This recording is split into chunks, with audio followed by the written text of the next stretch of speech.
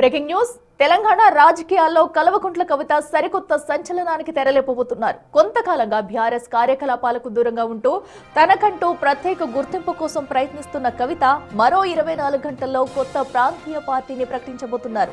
తండ్రి కేసీఆర్ మార్గదర్శకత్వంలోనే ఉంటూ సొంత అస్తిత్వాన్ని చాటుకునేలా ఈ పార్టీ విధి విధానాలు ఉండబోతున్నట్లు చెబుతున్నారు కవిత. ముఖ్యంగా తెలంగాణ అస్తిత్వం, సామాజిక న్యాయం, సర్వోదయ తెలంగాణ వంటి నినాదాలను ముందుకు సాగనున్నారు. ఇక మహిళా రిజర్వేషన్ కోసం ఆమె చేసిన పోరాటాన్ని ప్రధాన ఎజెండాగా మార్చుకుని ప్రతి నియోజకవర్గంలోని మహిళా నేతలతో నేరుగా సంబంధాలు ఏర్పరచుకుంటున్నారు.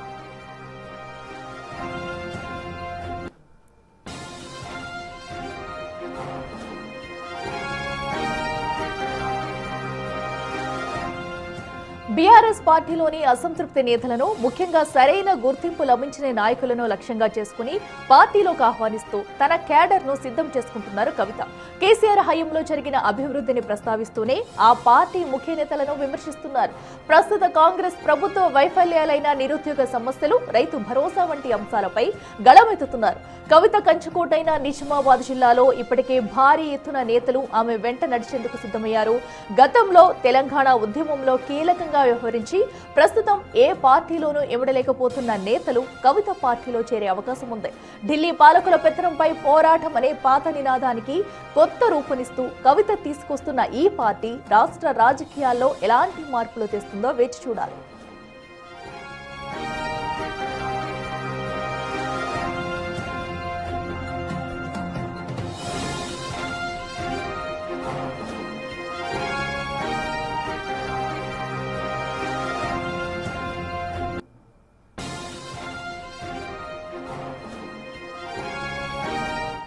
రెడ్డికి మరింత సమాచారం మా ప్రతినిధి విజయ్ లైవ్ అందిస్తారు. విజయ్, చెప్పండి, మరొక 24 గంటల్లోనే కవిత అయితే నూతన పార్టీని ప్రకటించబోతున్నారు. ఏంటి దీని విధి విధానాలు ఎలా ఉండబోతున్నాయి అనుకోవచ్చు? ఇప్పటికే జాగృతి అటు కార్యకర్తలు కానివ్వండి, నేతలు కూడా మంచి ఉత్సాహంతో ఉన్నారు. ప్రస్తుతం తాజా అప్డేట్స్ ఏంటి?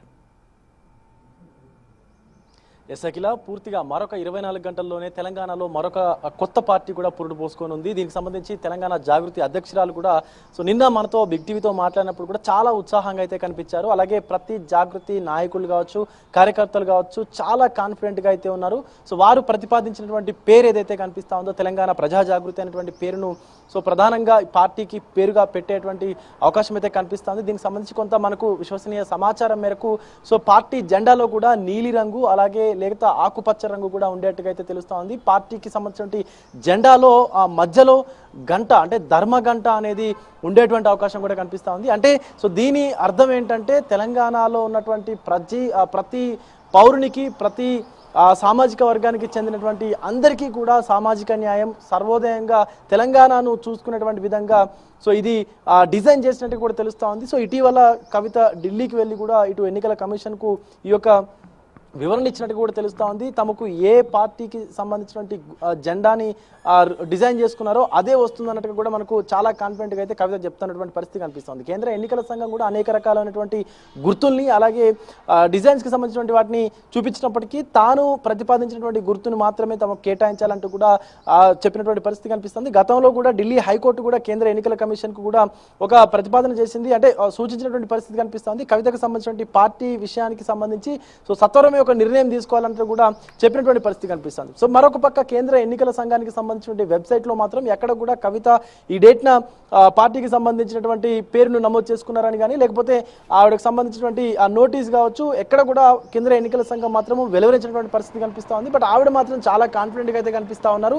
తమ వద్ద పెద్ద లీగల్ టీం ఉంది, ఆ వ్యవహారాలంతా కూడా లీగల్ టీం చూసుకుంటుంది. చిన్న చిన్న టెక్నికల్ సంబంధించిన ఎర్రర్స్ ఉంటాయి, వాటిని కరెక్ట్ చేసుకుంటూ ముందుకు వెళ్తున్నామంటూ కూడా కవిత చెప్తున్నటువంటి పరిస్థితి కనిపిస్తుంది. మరికొద్ది సేపట్లోనే ఇటు తెలంగాణ జాగృతి కార్యాలయంలో పెద్ద ఎత్తున వివిధ పార్టీలకు సంబంధించిన నాయకులందరూ కూడా ఇటు జాగృతిలో చేరేందుకు అయితే రాబోతున్నట్టుగా కూడా కొంత సమాచారం అంతా ఉంది. ఎందుకంటే 24 గంటలు, ఈ 24 గంటలు చాలా కీలకంగా కూడా పరిగణించవచ్చు. ఎందుకంటే పార్టీకి సంబంధించి పార్టీ ఆవిష్కరణ చేసేటువంటి సమయంలో కూడా ఇతర పార్టీలకు సంబంధించినటువంటి నాయకులను కూడా పెద్ద ఎత్తున ఆ పార్టీలో చేర్చుకునేటువంటి అవకాశం కూడా ఉంటుంది. కాబట్టి కవిత అసలు ఏం ప్లాన్ చేస్తా ఉన్నారు అనేది కూడా అటు అధికార కాంగ్రెస్ పార్టీ కావచ్చు, ఇటు ప్రతిపక్ష బీఆర్ఎస్ పార్టీ కావచ్చు, రెండు పార్టీల్లో కూడా కొంత గుసగుసలు అయితే వినిపిస్తా ఉన్నాయి. కొంత టెన్షన్ వాతావరణం అయితే ప్రధానంగా బీఆర్ఎస్ లో కనిపిస్తున్నటువంటి పరిస్థితి కూడా ఉంది. ఎందుకంటే మొదట బీఆర్ఎస్ నీడలో ఎదిగినటువంటి కవిత ఇప్పుడు స్వతహాగా ఒక పార్టీ పెట్టేటువంటి వ్యక్తిగా ఎదిగింది కాబట్టి అసలు కవిత ఎలా ఈ పార్టీని ముందుకు తీసుకెళ్తుంది, ఎక్కడి నుంచి ఎవరిని లీడర్లను పార్టీలో జాయిన్ చేసుకుంటుంది అనేటువంటి కోణంలో కూడా ఇటు బీఆర్ఎస్ యోచిస్తున్నట్టుగా కూడా తెలుస్తోంది. ప్రధానంగా బీఆర్ఎస్ కు సంబంధించి ఎవరైతే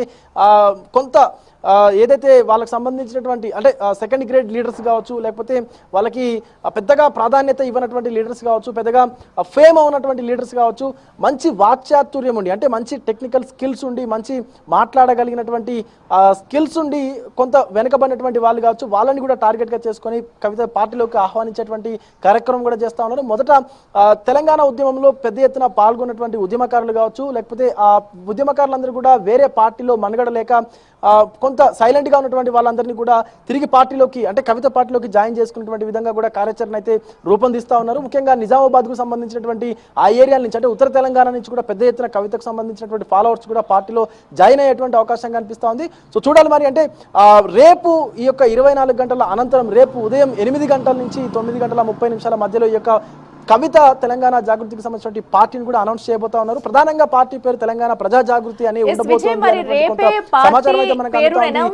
తర్వాత అటు బీఆర్ఎస్ నేతలకు ఏమనండి మిగతా ఎవరైనా సరే రేపు చేర్చుకునే అవకాశం కనిపిస్తుందా? రేపు ప్రధానంగా జాగృతి పార్టీకి సంబంధించి కార్యాచరణ ఎలా ఉండబోతుంది? ప్రస్తుతం నిజామాబాద్ లో కూడా హడావుడి కనిపిస్తుందని చెప్పుకోవాలి. అక్కడి నుంచి ఎవరెవరు చేరే అవకాశాలు ఉంటాయనుకోవచ్చు. అఖిల అంటే ఏదైనా సరే రాజకీయ పార్టీ కొంత ముందు ప్రజలకు కొత్తగా ముందుకు వస్తున్నటువంటి సందర్భంలో ఎవరినైనా పెద్ద లీడర్లని పార్టీలోకి ఆహ్వానిస్తూ పార్టీ ఆవిష్కరణ అనేది చేస్తూ ఉంటారు. కానీ ఇక్కడ కవిత మాత్రం చాలా స్ట్రాటజిక్గా అయితే బిహేవ్ చేస్తున్నారనే చెప్పాలి. ఎందుకంటే ఇంతవరకు ఏ ఒక్క పెద్ద నాయకుడు కానీ లేకపోతే మాజీ మంత్రులు కానీ ఎమ్మెల్యేలు కానీ జాయిన్ అవ్వలేదు. కొద్ది రోజుల క్రితం ఇటు ఆదిలాబాద్ జిల్లాకు సంబంధించిన బోధ్ నియోజకవర్గం మాజీ ఎమ్మెల్యే మాత్రము పార్టీలో జాయిన్ అయినటువంటి పరిస్థితి ఉంది, అంటే జాగృతిలో జాయిన్ అయినటువంటి పరిస్థితి ఉంది. సో ఈ నేపథ్యంలోనే రేపు ఎవరెవరిని కవిత పార్టీలో జాయిన్ చేసుకుంటారు అనేటువంటిది కూడా కొంత ఆశ్చర్యకరంగా అయితే మారింది. ప్రతి ఒక్కరి మెదడులో కూడా కొంత ఆసక్తికరంగా మారినటువంటి పరిస్థితి కూడా కనిపిస్తుంది. ఎందుకంటే బీఆర్ఎస్ పార్టీలో కొంత విముఖంగా ఉన్నటువంటి అంటే బీఆర్ఎస్ పార్టీకి సంబంధించి ఎవరైతే అసంతృప్తికరంగా ఉన్నారో వాళ్ళందరినీ కూడా తీసుకొచ్చి ఇప్పుడు జాగృతిలో కొంత హైలైట్ చేసేటువంటి అవకాశం ఉందన్నట్టు కూడా కొంత మాట్లాడుతున్నటువంటి పరిస్థితి ఉంది. కాబట్టి రేపు ఎవరిని జాయిన్ చేసుకుంటారు, అసలు ఎక్కడెక్కడి నుంచి ఏ లీడర్లు జాగృతిలోకి రాబోతున్నారు అనేటువంటిది కూడా ఒక డౌట్ అయితే ఉంది అందరి మనసుల్లో కూడా. ముఖ్యంగా నిజామాబాద్ జిల్లా నుంచి కూడా చాలా పెద్ద ఎత్తున కవిత పార్టీలో చేరేందుకు చాలా మంది ఆల్రెడీ విశ్వ ప్రయత్నాలు చేస్తున్నట్టు కూడా తెలుస్తూ ఉంది. అండ్ చాలా మంది కవితను పర్సనల్గా కలిసి తమ పార్టీకి సపోర్ట్ చేస్తున్నటువంటి పరిస్థితులు కూడా కనిపిస్తాయి. ఎందుకంటే రాష్ట్రంలో ఉన్నటువంటి అన్ని విభాగాలకు సంబంధించినటువంటి వింగులు కావచ్చు, కమిటీలు కావచ్చు, అవన్నీ కూడా కవితకు సపోర్ట్ చేస్తున్నటువంటి పరిస్థితి కనిపిస్తుంది. కమ్యూనిటీలకు సంబంధించినటువంటి అంశం తీసుకున్నా కూడా ఎక్కడికక్కడ కమిటీలు ఏర్పాటు చేసుకొని సో వారి ఏదైతే వాళ్ళకి సంబంధించినటువంటి సమస్యలు ఏమైతే ఉన్నాయో వాటన్నిటిని కూడా కవిత నిశ్చితంగా పరిశీలించినటువంటి అనుభవం ఉంది. కాబట్టి ప్రతి ఒక్కరిని నిశ్చితంగా పరిశీలించి పార్టీలోకి తీసుకునేటువంటి ముందు కూడా ఇదంతా చేస్తున్నటువంటి పరిస్థితి ఉంది. కాబట్టి రేపు మరి ఇంకెవరిని జాయిన్ చేసుకుంటా ఉన్నారు రేపు అంటే కేవలం ఇటు పార్టీ ప్రకటిస్తాము అని చెప్పినప్పటి నుంచి కూడా ఇటు జాగృతి సెపరేట్ అయినప్పటి నుంచి కూడా కవిత ఒక్కరితే ముందుకొచ్చి కూడా పోరాటం చేస్తూ వస్తుంది. మరి తెర వెనక ఎవరున్నారు, ఇంకా ఎవరైనా కీలక నేతలు ఉన్నారు అనేది కూడా రేపటి వరకు కూడా మనం కూడా వెయిట్ చేయాల్సిందే. మరి బీఆర్ఎస్ కి ఇది ఒక షాక్ గా ఉంటుంది అనుకోవచ్చు. సో ఎందుకంటే ఆమె సెపరేట్ అయ్యి బయటకు వచ్చినప్పటి నుంచి కూడా అటు ఏదైతే బీఆర్ఎస్ లో ఉన్న వైఫల్యాల్ని బయట పెట్టే ప్రయత్నమే చేస్తుంది. సో మరి రేపు బీఆర్ఎస్ కి ఒక గట్టి షాక్ తగలబోతుందని ఎక్స్పెక్ట్ చేయొచ్చా?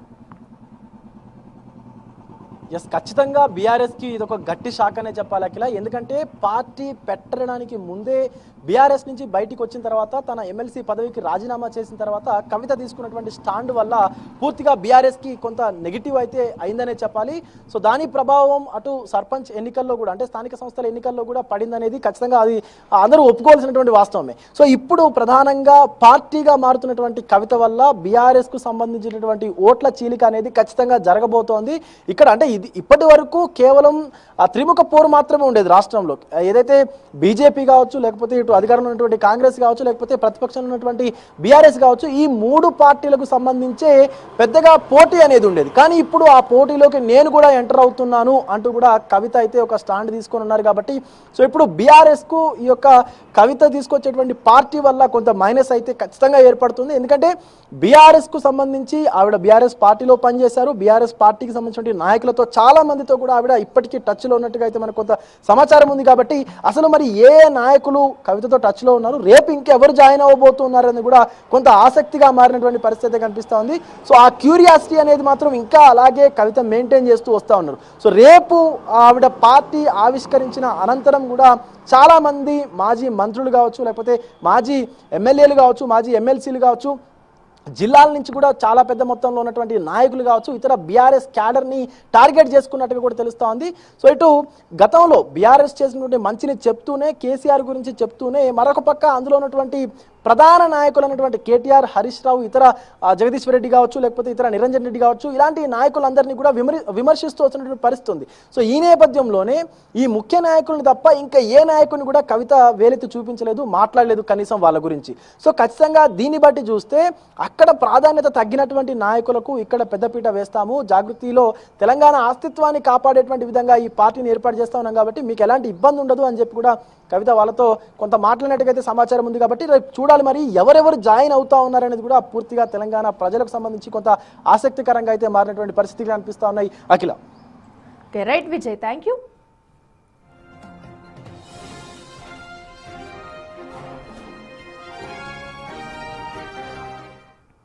మరికొన్ని గంటల్లోనే తెలంగాణ గడ్డపై మరో కొత్త పార్టీ ఆవిర్భవించనుంది. గత కొన్నేళ్లుగా తెలంగాణ జాగృతి సంస్థతో రాజకీయాలు చేస్తున్న కల్వకుంట్ల కవిత తన పొలిటికల్ జర్నీలో కీలకమైన అడుగు వేయనుంది. శనివారం తన కొత్త పార్టీ పేరు ప్రకటించడంతో పాటు జెండాను ఆవిష్కరించనున్నారు. ఈ నేపథ్యంలో అంతా కూడా కవిత కొత్త పార్టీ పేరు, జెండా కలర్, ఎన్నికల కమిషన్ ఏ గుర్తు కేటాయిస్తుంది అనే దానిపై చర్చించుకుంటున్నారు. ఈ నేపథ్యంలోనే బిగ్ టీవీకి వచ్చిన సోర్స్ ఆధారంగా కవిత తన పార్టీకి తెలంగాణ ప్రజా జాగృతి అని పేరు పెడుతుందని తెలుస్తుంది. అదే పార్టీ జెండాలో 2 కలర్స్ ఉంటాయని తెలుస్తుంది. ఆ జెండాలు ఇలాగుంటాయని కూడా సమాచారం అందుతుంది.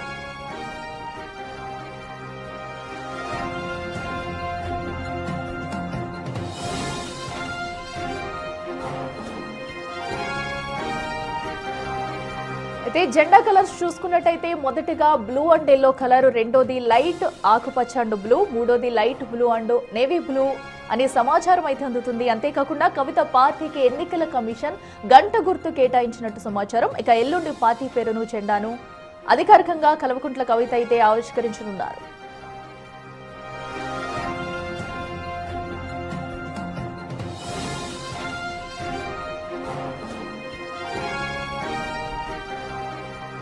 ఇదంతా కూడా కామన్ పబ్లిక్ లో, పొలిటికల్ సర్కిల్స్ లో జరుగుతున్న చర్చ ఆధారంగా ఓ చిన్న క్యూరియాసిటీతో బిగ్ టీవీ ఊహాజనిత చిత్రాలను డిజైన్ చేస్తుంది. ఇదెంత మాత్రం అధికారిక ప్రకటన కాదని మరోసారి చెబుతున్నారు.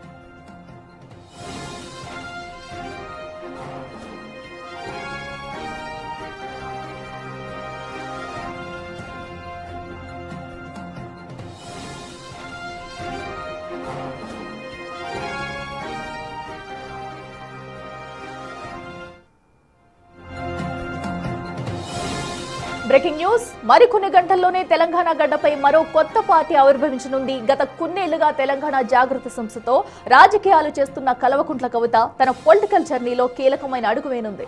శనివారం తన కొత్త పార్టీ పేరు ప్రకటించడంతో పాటు జెండాను ఆవిష్కరించనున్నారు. దీనికోసం మేడ్చల్ జిల్లా మునీరాబాద్ లో ముమ్మర ఏర్పాట్లు చేస్తున్నారు.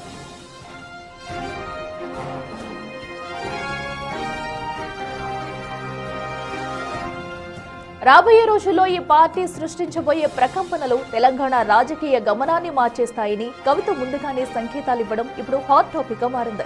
ముఖ్యంగా యువత, మహిళలు, రైతుల సంక్షేమమే పెద్దపీటగా పార్టీ అజెండా ఉండబోతుందన్నారు.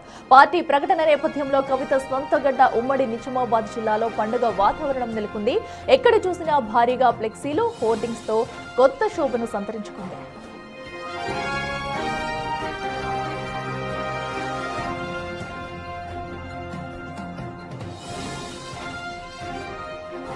మునీరాబాద్ సభ కోసం ఉమ్మడి జిల్లా నుంచి 450కి పైగా బస్సులు, వేల సంఖ్యలో ప్రైవేటు వాహనాల్లో తరలి వెళ్లేందుకు ఏర్పాట్లు చేస్తున్నట్లు తెలుస్తుంది. ఇక మాజీ ఎంపీటీసీలు, జెడ్పీటీసీలు, సర్పంచులు, నేతలు భారీగా తరలి వెళ్లనుండడంతో ఉమ్మడి జిల్లాలో బీఆర్ఎస్ దాదాపు ఖాళీ అయినట్లే అనే చర్చ మొదలైంది.